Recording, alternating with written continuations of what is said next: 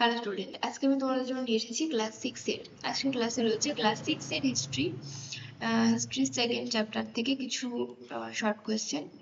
দেখো, first question কি বলছে? ফার্স্ট কোয়েশ্চেন কি বলছে? লেছিন বড় বাদলকে কি বলে? লেছিন বড় বাদলকে এব বলে। আলতামিরা গুহা কোথায় অবস্থিত? আলতামিরা গুহা ইউরোপের স্পেনে অবস্থিত। নেক্সট, হোমিনিড কাদের বলে? এপদের অন্তর্ভুক্ত এক আদি মানব পরিবারকে হোমিনিড বলে। ভীমবেটকা গুহা কোথায় অবস্থিত? ভীমবেটকা গুহা মধ্যপ্রদেশে অবস্থিত।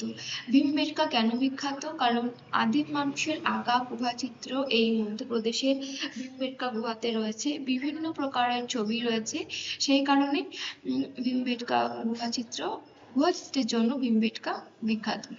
আদিম মানুষের প্রথম হাতিয়ার কি ছিল? ভোঁতা পাথর। দাবানল কাকে বলে? বনে লাগা আগুনকে দাবানল বলে। প্রস্তর যুগকে কয় ভাগে ভাগ করা হয়? কি কি? প্রস্তর যুগকে 3 ভাগে ভাগ করা হয়: প্রাচীন প্রস্তর যুগ, মধ্যপ্রস্তর যুগ, নবপ্রস্তর যুগ।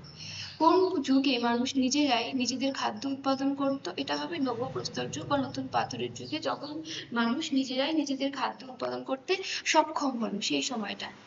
এর মাঝে আর একটা কথা বলে নিই, ক্লাস 6 এর আরো বিশেষ বিশেষ সমস্ত সাবজেক্টের যে শর্ট কোয়েশ্চেন বলো, ব্রড কোয়েশ্চেন বলো, বাংলা সারাংশ বলো, সেগুলো আপলোড করছি আমরা, তোমরা সেগুলোতেও দেখতে থাকো। যদি এই ভিডিওর আগে 6 এর আরো কোনো ভিডিও তোমরা না দেখে থাকো, সেই ভিডিওগুলো তোমরা দেখে নাও, প্লেলিস্টে গিয়ে চেক করে নাও। আর আরো একটা বিষয়, সেটা হচ্ছে,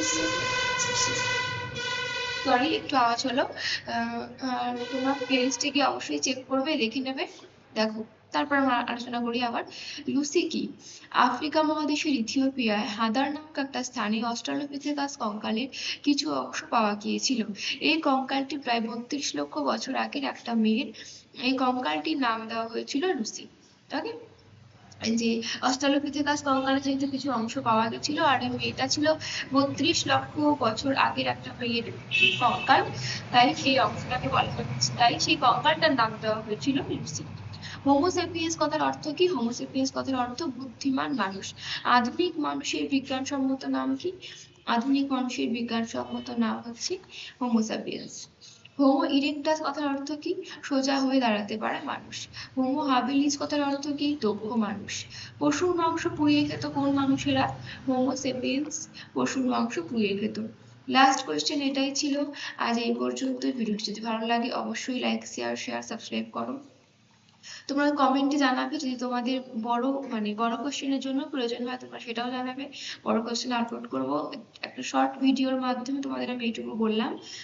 নেক্সট ভিডিওতে আবার তোমাদের যদি রেসপন্স আমি ঠিকঠাক পাই, নেক্সট ভিডিওতে আমি বড় করে একসঙ্গে 40টা 50টা প্রশ্ন একসঙ্গে আপলোড করব।